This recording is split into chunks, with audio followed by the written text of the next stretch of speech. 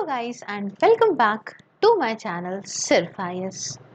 दोस्तों, Vision IAS की world history की नोट्स की सीरीज में आपका बहुत बहुत स्वागत है और मैं प्रसन्ना वर्मा आपके सामने प्रेजेंट करने जा रही हूँ लेक्चर नंबर 12, जिसमें हम डिस्कस करेंगे कोलोनिज्म इन चाइना के बारे में। आइए शुरू करने से पहले चैनल को सब्सक्राइब कर लीजिए, बेल आइकन को प्रेस जरूर करिए ताकि आपको रेगुलर अपडेट्स मिलती रहें। आइए शुरुआत से आपको कुछ चीजें बताती हूँ कहानी की तरह। दोस्तों, कुछ आपको बुलेट पॉइंट्स में समझाऊंगी कि क्या क्या इवेंट्स हुए थे चाइना के अंदर उसके कोलोनाइजेशन के टाइम पे। ऑल्दो न्यू कोलोनाइजेशन ज़्यादा इम्पोर्टेंट वर्ड रहेगा यूज़ करना, क्योंकि कोलोनाइजेशन तो पहले हो चुका था। धीमे धीमे ये चीज़ें, न्यू कोलोनाइजेशन का जो टर्म निकला है वो हमने पहले डिस्कस किया है और यहाँ पे न्यू कोलोनाइजेशन का टर्म सही फिट बैठता है। आइए डिस्कस करते हैं। सबसे पहली बात तो चाइना को डिस्कवर करने वाले थे पोर्टुगीज 1514 में, और इन्होंने स्टैब्लिश करे थे ट्रेड रिलेशन चाइना के साथ में। कैसे? सेटल करके एक ट्रेडिंग सेंटर को कैंटोन के अंदर 1557 में। बट चाइना ने एक पॉलिसी ऑफ सेक्लूजन को फॉलो करा एंड सिर्फ लिमिटेड ट्रेड ही वहां पे हो पाया। ओपियम वॉर्स जो 19th सेंचुरी की हुई, इससे चाइना को ये फोर्स किया गया कि आप भाई बाकी सारे, मतलब इन वॉर्स ने चाइना को फोर्स किया to open up to rest of the world. इसका मतलब कि ट्रेड करो बाकियों के साथ में, इनफ्लो होगा फॉरेनर्स का और इससे इस्टेब्लिश हुए डिप्लोमेटिक रिलेशंस भी। हिस्टोरिकली अगर आपको बताऊं तो चाइना और नेशनल यूनिटी एंड मैंचू डायनेस्टी ने रूल करा है 1640 से लेके 1911 तक। फ्रॉम 1840 से लेके 1949 तक जब माओइस्ट पावर में आए तो इसमें एक पीरियड विटनेस करने को मिला फॉरेन इंटरफेरेंस का, सिविल वॉर का और डिसइंटीग्रेशन का। दोस्तों, ताइपिंग रिबेलियन जो कि 1850 से 64 तक हुआ, ये एक रिलीजियस पॉलिटिकल मूवमेंट था जिसे दबा दिया गया प्रोविंशियल आर्मीज ऑफ चाइना के द्वारा। टेरिटरी का लॉस नॉर्थ में रिवर अमूर के रशिया को जो ये दे दिया था चाइना ने, मतलब ये आप समझिए लॉस ऑफ टेरिटरी हुई थी नॉर्थ ऑफ रिवर अम्यूर में टू रशिया। ये कब का केस है? 1858 का केस है। दोस्तों, जापान ने इन्वेट करा चाइना को 1894-95 में एंड कुछ पार्ट चाइना के अपने कंट्रोल में ले आया। खासकर मैंचूरिया को अपने अंडर ले आया गया था जापानीज इकोनॉमिक इन्फ्लुएंस में। दोस्तों, बॉक्सर राइजिंग अकर्ड हुई 1899-1900 में और ये एक वायलेंट एंटी फॉरेन और एंटी क्रिश्चियन रिवोल्ट हुआ करता था। ब्रिटिश ने इंडियन सोल्जर्स को डिप्लॉय किया था to put it down. Japan emerge होकर आ रहा था एक victorious from Russian Japan war में 1945 की, एंड इसने रशिया को रिप्लेस कर दिया था उन एरियाज से जो कि इसके कंट्रोल में था इन चाइना। दोस्तों, 1911 में मैंचू डायनेस्टी को उठा के बाहर फेंक दिया गया एंड रिपब्लिक को यहाँ पे प्रोक्लेम कर दिया गया। 1916 से लेके 1928 तक यहाँ पे कोई भी सेंट्रल अथॉरिटी नहीं थी चाइना के अंदर, और जो जनरल्स थे उनके प्राइवेट आर्मीज थी, इन्होंने कंट्रोल कर दिया, मतलब सीज कर लिया था कंट्रोल अलग अलग प्रोविंसेस में। और इस एरा को दोस्तों वारलॉर्ड एरा भी कहते हैं। ये सिर्फ कोमिनतांग या कह लीजिए KMT या नेशनलिस्ट पार्टी ही थी जो उभर के आए during the warlord era and इसने मतलब एंड कंप्लीटली इसे एंड कर दिया 1928 तक। साथ में एक बहुत फेमस नाम है सुन यात सेन का, और बाद में लेटर चियांग काई शेक, ये इसके इंपॉर्टेंट लीडर्स माने जाते हैं। दोस्तों, KMT ने यहाँ पे लड़ी civil war Chinese communist party के साथ में, जो इमर्ज होकर आई विक्टोरियस बाय 1949, और इससे एक communist form of government China के अंदर इस्टेब्लिश हुई।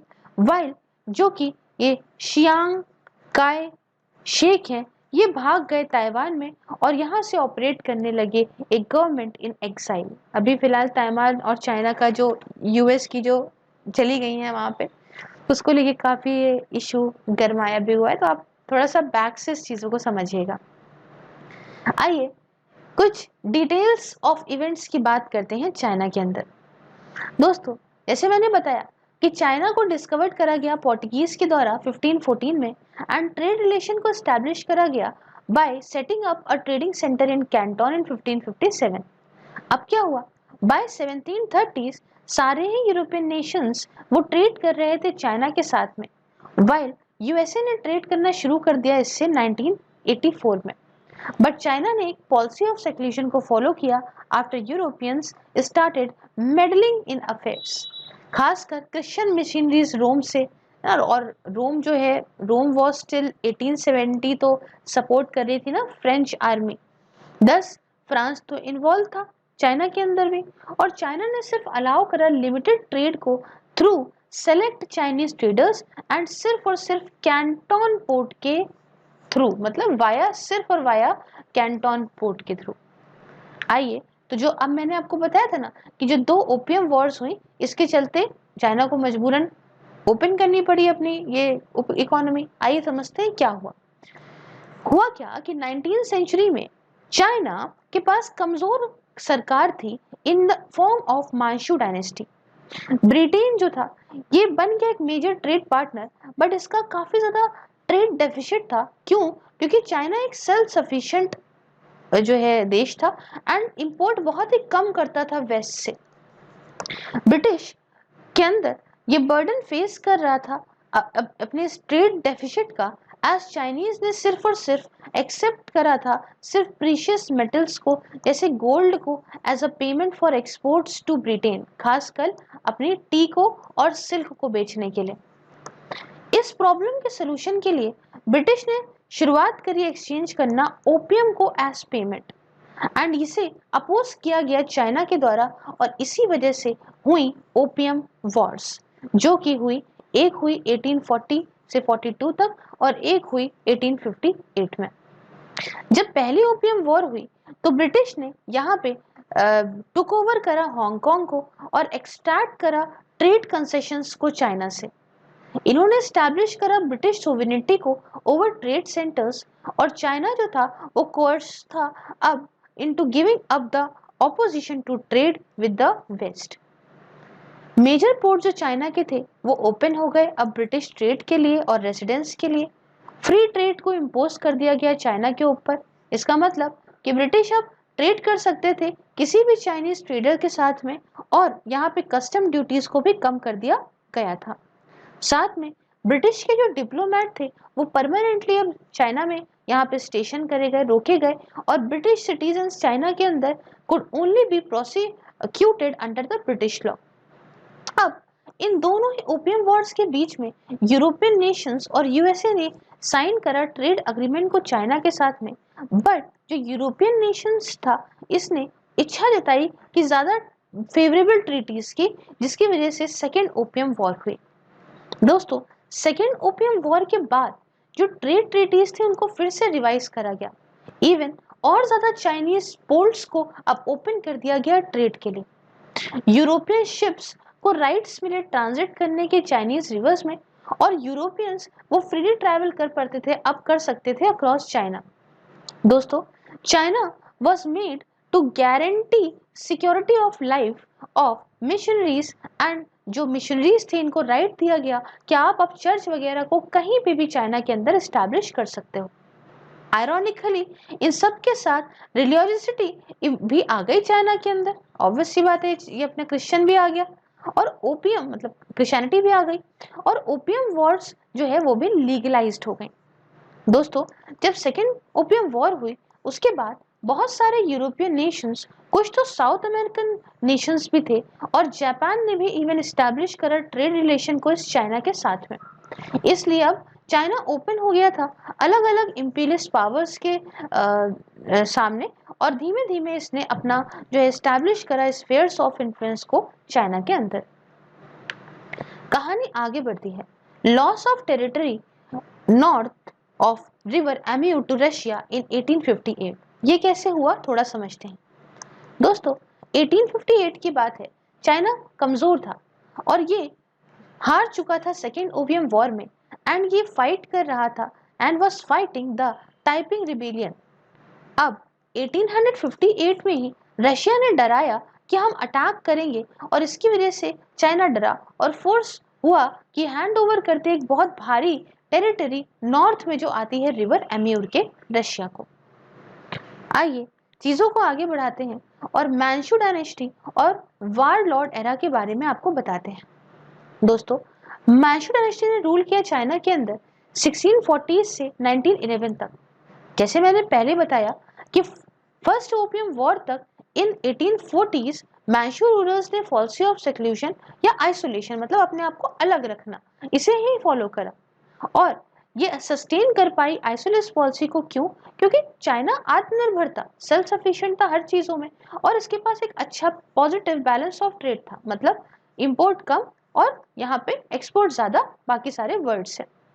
इसका टी सर्कुलेट करा जाता था ब्रिटिश के द्वारा अपने एम्पायर में और रेस्ट ऑफ द वर्ल्ड में। दोस्तों बॉस्टन टी पार्टीज की टी जो एक्चुअली चाइनीज टी थी, मालूम है आपको, और यहाँ पे कोई भी no major upheavals in China and ये रही जनरली पीसफुल टिल 1840s। लेकिन 1840s में क्या हुआ कि यूरोपियन नेशंस ने फोर्स करना शुरू कर दिया अपनी तरह से चाइना के अंदर फायदा उठाने के लिए ट्रेड पॉसिबिलिटीज का। इनका उद्देश्य ये था कि चाइना को एक्सपोर्टर बनाए रॉ मटेरियल का और इंपोर्ट कराए वहां पे फिनिश गुड्स। दोस्तों ब्रिटेन ऐसा पहला था जिसने इंटरफेयर किया और इसने लड़ी और जीती भी ओपियम वॉर्स और फोर्स किया चाइना को कि ये पॉलिसी जो उसकी सेक्लूशन या आइसोलेशन की है इसे खत्म करे। दूसरे भी यूरोपियन नेशंस ने फॉलो करा सूट और डिवाइड करा चाइना को कुछ स्फीयर्स ऑफ इन्फ्लुएंसेस में। इसका मतलब कोई स्पेशल एरियाज डोमिनेशन के जहां पे पर्टिकुलर यूरोपियन नेशन के पास राइट्स हो कंसेशन के स्पेसिफिक पोर्ट्स के। दोस्तों यूएसए ने भी इंटरफेयर किया लेट 90th और अर्ली 20th सेंचुरी में और एक ओपन डोर पॉलिसी को इम्पोज कर दिया जहां पे सारे नेशन फ्री ट्रेड कर सकते थे, सारे ही चाइना के अंदर, with no one nation dominating its affair, मतलब एक नेशन के हाथ में सब कुछ नहीं था, सारे नेशन अब चाइना के साथ में ट्रेड कर सकते थे। अब 1850 से 64 के बीच में ताइपन रिबेलियन चल रहा था चाइना के, मतलब साउथ चाइना के अंदर, और ये पार्टली रिलीजियस और पार्टली पॉलिटिकल मूवमेंट था जिसका एम था कि हम एक हेवनली किंगडम बनाएंगे जहां बहुत शांति हो through arm rebellion against Manchu dynasty. Christian Taiping rebellions की डिमांड थी कि हम shared property in common, equality for women और रिप्लेसमेंट हो कॉन्फ्यूशियनिज्म का, बुद्धिज्म का और चाइनीज फोक रिलीजन का with their form of Christianity के साथ में। टाइपिंग रिबेलियन को दबा दिया गया but not by the government, सरकार के द्वारा नहीं जो कि सेंटर की है, बट प्रोविंशियल आर्मीज के द्वारा। दोस्तों जो इमेज और कंट्रोल ये जो मांशू रूलर्स का झुका कम हुआ, इससे यहाँ पे शुरुआत हुई प्रोविंसेस की कि वो सब अपना अपना आज़ादी लेने लगी, इंडिपेंडेंट होने लगी सेंट्रल गवर्नमेंट से। और ये प्रोसेस कल्मिनेट हुआ in the warlord era 1916 to 1928, जहाँ पे रियल अथॉरिटी जो थी वो प्रोविंशियल आर्मीज के हाथ में थी जिसे लीड करा जा रहा था इंडिविजुअल जनरल्स के द्वारा। आइए आपको वो कुछ 5 मेजर इवेंट्स के बारे में आपको बताती हूँ।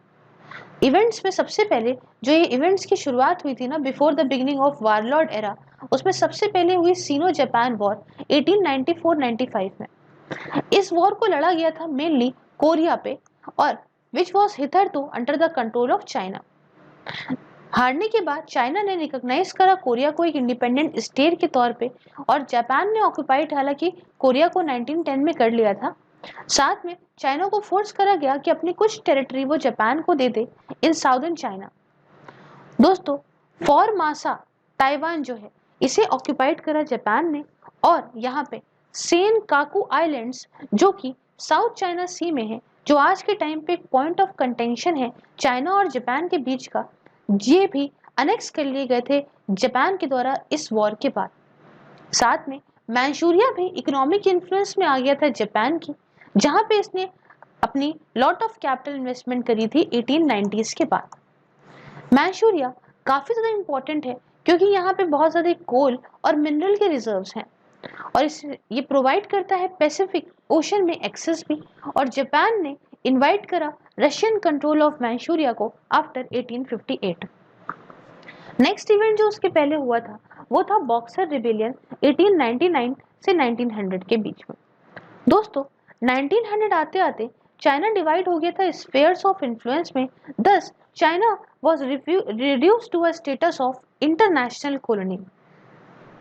ये समझा गया दैट ये जल्द ही इसका पार्टीशन हो जाएगा with each imperial power ruling it's sphere of influence. जो इंपीरियल पावर इसके जो हिस्से में रूल कर रही है उन सब के बीच में इसको डिवाइड कर लेंगे, जल्दी बात हो गई थी। Rebellion against the foreign interference के पॉलिटिकल, इकोनॉमिक और रिलीजियस अफेयर्स में एंड इसे लेकिन दबा दिया गया एक joint Anglo German, Russian, French, Japanese और अमेरिकन फोर्स के द्वारा। जो एम्प्रेस थे उन्हें फोर्स किया गया कि एक वो मैसिव कंपनसेशन दे डैमेज के लिए फॉरेन प्रॉपर्टी का चाइना के अंदर। बॉक्सर प्रोटोकॉल साइन करा गया देयर आफ्टर और इससे फॉरेन पावर्स को अलाउ करा गया कि वो अपने ट्रूप्स को वहां पर रोक सकती हैं for protection of their citizens in China. दोस्तों ट्रीटी के बाद रशिया ने कंटिन्यू ही रखा ऑक्यूपाई करने का सारा मैंचूरिया का रीजन। तीसरा हुआ जो इवेंट वो है रूसो जापान वॉर 1945 की। दोस्तों ये लड़ी गई थी मैंचूरिया में। जापान ने इस वॉर को जीता एंड फिर रशिया के पोजीशंस चाइना से ले लिए। 10 मोर चाइनीज टेरिटरी अब जापान के कंट्रोल में आ चुकी थी। इसे प्रिविलेज पोजीशन मिली थी साउथ मैंचूरिया में, that is converted south Manchuria into its sphere of influence and साथ में इसे पोर्ट आर्थर भी मिल गया था। दूसरी बात, जापान ने कन्वर्ट करा इंडिपेंडेंट कोरिया को इनटू इट्स प्रोटेक्टोरेट और 1905 में एंड साथ में एक्वायर करा कंट्रोल यहाँ पे लाइतुंग पेनिनसुला का। दोस्तों रशिया ने सीड करा हाफ ऑफ साक हेलेन आइलैंड को टू जापान। अब जो जीत हुई इसने जापान को एस्टैब्लिश करा एक मेजर वर्ल्ड पावर के तौर पे। US against the Russian domination के इन चाइना और रूसो जापान वॉर में यूएस के प्रेसिडेंट उस समय जो रूसवेल्ट थे, इन्होंने बीच मीडिएट करा और परसुएट करा रशिया को कि रिकॉग्नाइज करिए आप जापान के टेरिटोरियल ग्रेन्स को। दोस्तों यूएस एंटर्ड करा इनटू अ सीक्रेट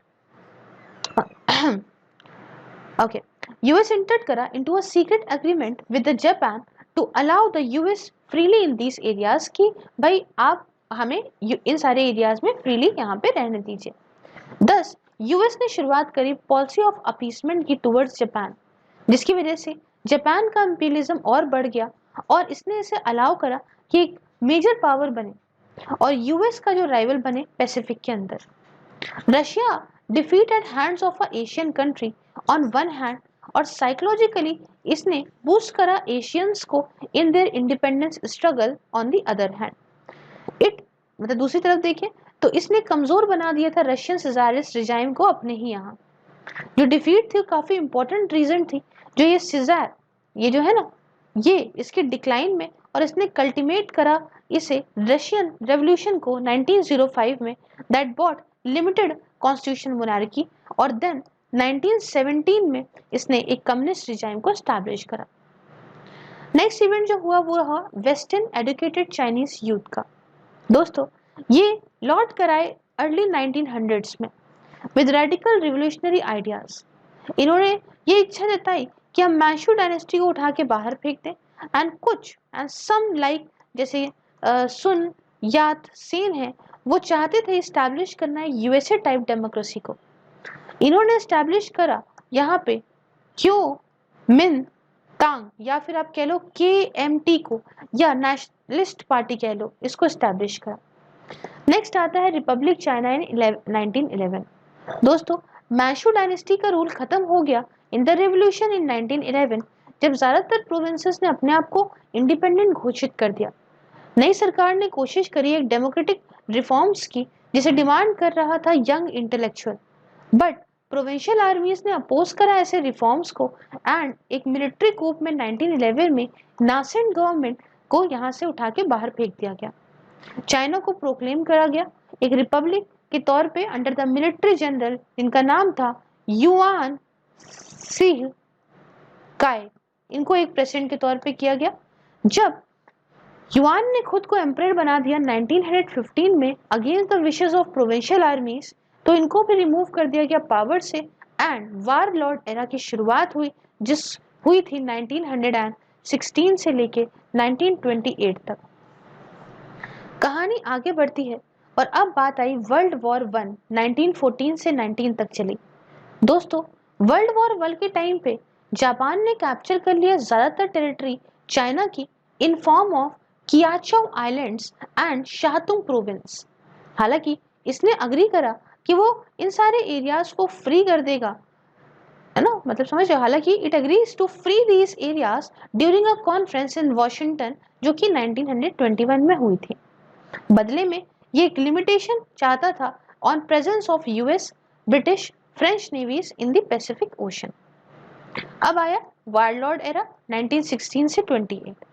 इस टाइम पे चाइना बहुत सारी स्टेट्स में टूट चुका था और हर स्टेट को कंट्रोल करा गया था by warlord with a private army, जो आपस में ही हु फॉट अमंग देमसेल्फ, लड़ते थे आपस में। दोस्तों, वारलॉर्ड एरा ने क्रिएट करा बहुत कायोस चाइना के अंदर एंड यहाँ पे जो फार्मर्स थे उन्हें सबसे ज्यादा दिक्कतों का सामना करना पड़ा। कहानी आगे बढ़ी और आया मे 4th मूवमेंट 1919 का। दोस्तों, मे 4th मूवमेंट ये एक मूवमेंट था जिसकी शुरुआत करी गई चाइनीज यूथ के द्वारा against the warlord and regressive Chinese culture के द्वारा। स्टूडेंट्स एक साथ आए और इन्होंने भारी मात्रा में डिमॉन्स्ट्रेशंस करा।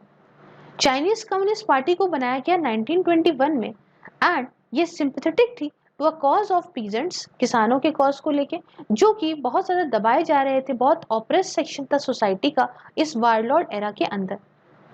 साथ में साथ केएमटी भी और मजबूत कर रही थी खुद को militarily after Xiang Kai shake and ये सक्सेसफुल हुई खत्म करने में वारलॉर्ड्स का रूल और कंट्री को एक साथ यूनाइट करने में बाय द एंड ऑफ 1927-28। दोस्तों, केएमटी को अपोज करा गया to the communist ideology of Chinese communist party which focused on the peasants welfare through measures like land distribution, while जो केएमटी थी वो प्रो लैंडलॉर्ड्स थी। साथ में 1927 आते आते केएमटी बीइंग मिलिटरीली स्ट्रॉन्गर ये अब सप्रेस कर पाई कम्युनिस्ट को। कहानी और आगे बढ़ी और कुओमिंतांग और सुन यात सेन के बारे में आपको यहाँ बताती हूँ। दोस्तों, यहाँ पे देखें तो ये जो ये जो केएमटी है ना, ये इसी का शॉर्ट फॉर्म है, कुओमिन मतलब फुल फॉर्म है कुओमिंतांग। इसको केएमटी को बनाया गया 1912 में बाय सुन यात सेन, जो चाइना में लौटे थे आफ्टर 1911 रेवोल्यूशन। ये चाहते थे यूनाइटेड, डेमोक्रेटिक और मॉडर्न चाइना। हालांकि it was not communist in its ideology, but it was ready to cooperate with the communist in the initial phase. Doctor Sun Yat Sen oppose थे ये China को disintegration को, इसको तोड़ने को लेके ड्यूरिंग द वारलॉर्ड एरा। इनकी policy को आप एनालाइज कर सकते हो 3 प्रिंसिपल्स में, नेशनलिज्म, डेमोक्रेसी और लैंड रिफॉर्म्स। नेशनलिज्म के माध्यम से इनका इच्छा था कि हम फॉरेन इंटरफेरेंस को चाइनीज अफेयर्स में खत्म करें और एक महान देश बनाएं, वाइल डेमोक्रेसी के माध्यम से ये चाहते थे कि हम यहाँ पे रूल ऑफ वारलॉर्ड्स को खत्म करें। Under the principle of land reforms ये फेवर में नहीं थे इमीडिएट जो कन्फिस्केशन हो जाता है ना, लोग ले लेते हैं लैंड्स को लैंडलॉर्ड से, बट ये चाहते थे प्रॉमिस करना पीजेंट्स को कि इनके पास लॉन्ग टर्म रहे and he would try land redistribution in favour of peasants, इनकी इकोनॉमिक डेवलपमेंट और लोअर रेंट्स को लेकर। दोस्तों, ये सिर्फ और सिर्फ पार्टली सक्सेसफुल हुए अपने इच्छाओं में, अपने उद्देश्य में, और 1912 में ये यहाँ पे एक मिलिट्री गवर्नमेंट बना पाए कैंगटोन के अंदर साउथर्न चाइना में साउदर्न वारलॉर्ड्स की हेल्प से। इसलिए जो डेमोक्रेसी का एम था ये इनका पूरा नहीं हो पाया। साथ में साउदर्न चाइना के बाहर इनका बहुत ही कम इन्फ्लुएंस था। क्यों? क्योंकि प्रॉपर आर्मी नहीं थी केएमटी की। इनके जो साथ देने वाले थे, मतलब इनके जो अलायंस थे साउदर्न उसके साथ साउदर्न वारलॉर्ड्स के अंदर, ये भी खत्म हो गए 1921 तक। और इसके बाद ये इनको भागना पड़ा Canton, and he had to seek Soviet Russia's help for unification of China, जिसने हेल्प करा मॉडर्नाइज और ट्रेन करने में केएमटी की आर्मी को। ये एक सक्सेसफुल थे आवाज को उठाने में दोस्तों, ये जो राउज करने में स्पिरिट ऑफ नेशनलिज्म को, और एक फेमस बनने में as a intellectual statesman, but unable to end foreign interference, मतलब फॉरेन इंटरफेरेंस नहीं खत्म कर पाए और चाइना को एक बड़ा देश उस समय तक तो नहीं बना पाए। इनकी डेथ हो गई रिलेटिवली काफी यंग एज में, यंग तो नहीं कह सकते लेकिन उस समय ऐसे हिसाब से कह लो 59 एज में हो गई थी 1925 में, जिसके बाद शियांग काई शेक लीडर बन गए थे केएमटी के। आइए लेके चलते हैं आपको शियांग काई शेक की कहानी सुनाने। दोस्तों 1925 के बाद ये सिर्फ शियांग काई शेक थे, एक मिलिट्री ट्रेन मैन, जिनकी वजह से यहाँ पे केएमटी की आर्मी डेवलप हुई और सोवियत की हेल्प के माध्यम से। हालांकि इन्होंने काम किया है ना, इन्होंने स्टडी करा प्रॉपर ये जो कम्युनिस्ट पार्टी है इसके पूरे वर्किंग को और रेड आर्मी को सोवियत यूनियन रशिया की, and he had right wing ideology and ये प्रो कैपिटलिस्ट क्लास थे। इन्होंने हटा दी सारी कम्युनिस्ट मेंबर्स को इन केएमटी से इन 1925 एंड ये लेस टॉलरेंट बन गए देन हिज प्रेडिसेसर जो अपने सुन यात सेन थे। अब कहानी आगे बढ़ती है चाइनीज कम्युनिस्ट पार्टी के बारे में। 1921 के बाद के भी इवेंट्स हैं। इवन दो केएमटी का एम था एस्टैब्लिश करना डेमोक्रेसी को चाइना के अंदर, सोवियत रशिया 1921 के बाद सपोर्ट करने लगा केएमटी को कैश से, मिलिट्री ट्रेनिंग से, आर्म से, इस उम्मीद में कि इसके एक बढ़िया अच्छे रिलेशन रहेंगे और चाइना को ये एक यूनाइट करेगा अंडर द क्यूमिंतांग। दूसरी तरफ चाइनीज कम्युनिस्ट पार्टी को यहाँ पे बनाया गया था लेफ्टिस्ट इंटेलेक्चुअल के द्वारा 1921 में। दोनों ही केएमटी और चाइनीज कम्युनिस्ट पार्टी को सपोर्ट मिल रहा था किसानों का, वर्कर्स का ड्यूरिंग द वारलॉर्ड एरा। दोस्तों नॉर्दर्न मार्च 1926 में ये एक मिलिट्री कैंपेन चलाया गया बाय केएमटी और Chinese communist Party against the warlords. 1927 में जब ये जीता अगेंस्ट द वारलॉर्ड्स तो केएमटी ने शुरुआत करी इस प्यूरिफिकेशन मूवमेंट की, which was KMT's campaign against Chinese communist Party, during which worker और peasant leaders as well as Chinese communist party के मेंबर काफी ज्यादा मैसेक्रेड हुए। In fact Chinese communist party were बहुत ही was to a good extent eliminated, but consequent KMT government जो power में आई थी वो फेल हो गई एस्पिरेशंस को जो जनता की थी उसे पूरा करने में, और जहाँ सरकार इनएफिशिएंट थी और करप्ट थी। जो एक गठबंधन गठबंधन नहीं, जो नेक्सस था, मतलब जो हाथ मिला लिए गए थे बिटवीन डेवलप्ड मतलब बिटवीन दी लैंडलॉर्ड्स, इंडस्ट्रीज और सरकारी ऑफिशियल्स के द्वारा जो हाथ मिला लिए गए थे, इसकी वजह से एक्सप्लॉयटेशन होने लगा गरीब आदमी का। वर्कर सफर करा in poor conditions of work की वजह से, वाइल किसान जो थे वो बुरी तरह से लैंड रिफॉर्म्स ना होने की वजह से बर्बाद हुए, हाई टैक्स हुआ और फोर्स लेबर हुआ। इन्होंने फॉर्म करा एक सपोर्ट बेस ऑफ व्हाटएवर जो उनके पास था of the Chinese communist party का। दोस्तों 1930 से 1934 तक केएमटी ने शुरुआत करी एनसर्कलमेंट कैंपेन की ताकि चाइनीज कम्युनिस्ट पार्टी को डिस्ट्रॉय कर दे। स्ट्रैटेजी ये थी कि वो एनसर्कल करना चाहते थे चाइनीज कम्युनिस्ट पार्टी के बेस को और यहाँ पे इन्हें एक्सटर्मिनेट करना चाहते थे इनको देम इन कॉम्बैट लड़ाई में।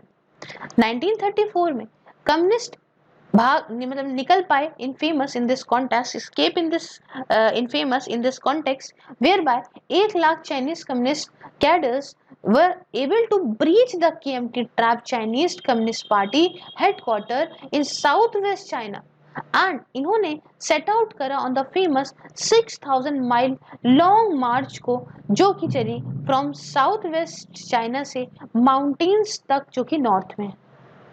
दोस्तों चाइनीज कम्युनिस्ट पार्टी कैडर्स ने कवर करा 6000 माइल्स को एक साल में, मतलब इंडियन कोस्ट लाइन समझते हैं, इंडियन कोस्ट लाइन 7517 किलोमीटर्स की है, while 6000 miles convert to 9600 kilometres, मान लो इतना, एंड ऑन देयर वे इन्होंने माउंटेन्स, रिवर्स सब कुछ क्रॉस करी, लड़ा वारलॉर्ड से जो कि अलायंस थे केएमटी के, और जीत लिया ज़्यादा टेरिटरी को। सिर्फ और सिर्फ 20,000 1 लाख मेंबर्स में से 20,000 बचे एंड इन्होंने स्टार्टअप किया एक नया बेस इन द, याद रखिएगा, शेनजी प्रोविंस में। उसके बाद जब सपोर्ट मिला पीजेंट्स का तो बाकी सारे लीडरशिप जो चाइनीज कम्युनिस्ट पार्टी की थी, खासकर माओ जेडोंग की, ये री इन्विगोरेट, इसने मतलब पार्टी को वापस लाया और चाइनीज कम्युनिस्ट पार्टी ने धीमे धीमे शुरुआत करने लगी बहुत सारा और एरिया अपने कंट्रोल में लाने का। इसने प्रोवाइड करा एक ऑनेस्ट एडमिनिस्ट्रेशन को, एक सच्ची एडमिनिस्ट्रेशन को, और इंट्रोड्यूस करा प्रो पीजेंट लैंड रिफॉर्म्स को एरियाज में अंडर देयर कंट्रोल, जो बहुत सारे, और वहां पे जो जनता थी वो उसके फेवर में और आ गई। दोस्तों, जापान ने इन्वेट करा मैनचूरिया को 1931 में और एस्टैब्लिश करा एक पपेट स्टेट को जिसका नाम था मैनचुकुओ। फ्रॉम 1931 के बाद से एक small localise incidence Japanese aggression का अगेंस्ट चाइना ये कंटिन्यू रहा, बट केएमटी ने कंटिन्यू करा अटैक करना चाइनीज कम्युनिस्ट पार्टी कैडर्स को instead of diverting full energy against the Japanese. अपने खुद के सोल्जर्स से प्रेशर पाने की वजह से केएमटी को यहाँ पे ट्रूस बनाना पड़ा with Chinese communist party in 1936 and उसके बाद दोनों ही ने मिलके एक साथ लड़ा अगेंस्ट द जापानीज इन्वेजन्स, जिसकी वजह से पूरी तरह से भयानक वॉर हो गई।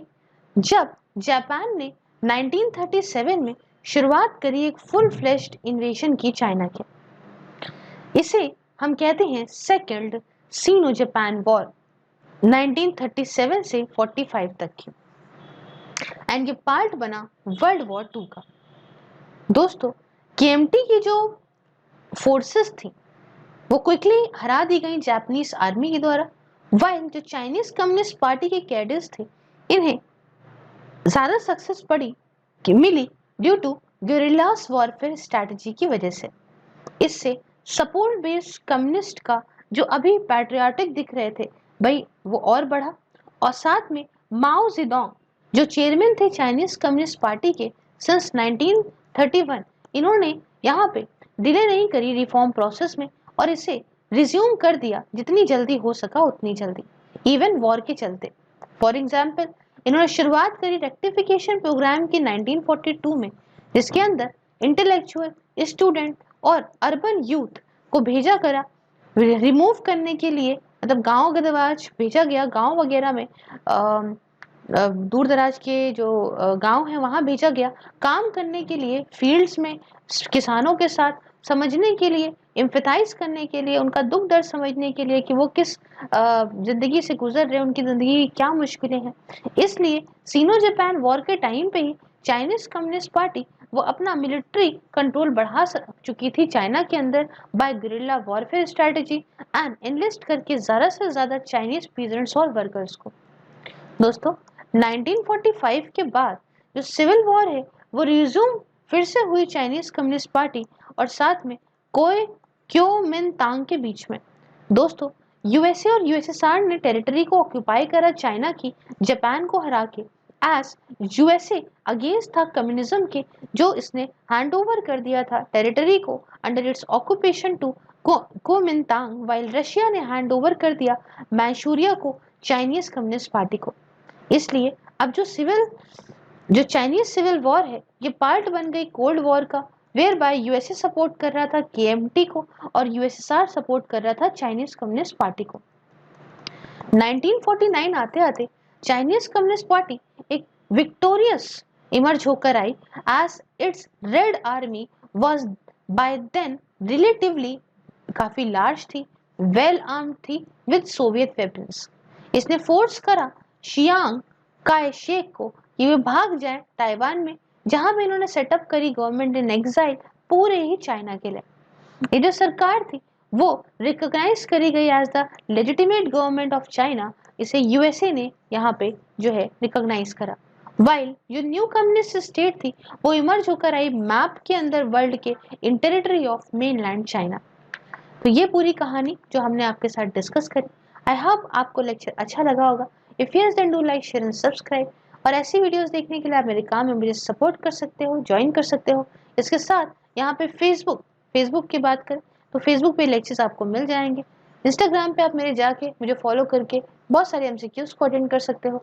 और इसके साथ जो टेलीग्राम है इसमें आप पीडीएफ पा सकते हो। Thank you so much. जल्दी मिलते हैं नेक्स्ट वीडियो में। जय हिंद, जय भारत।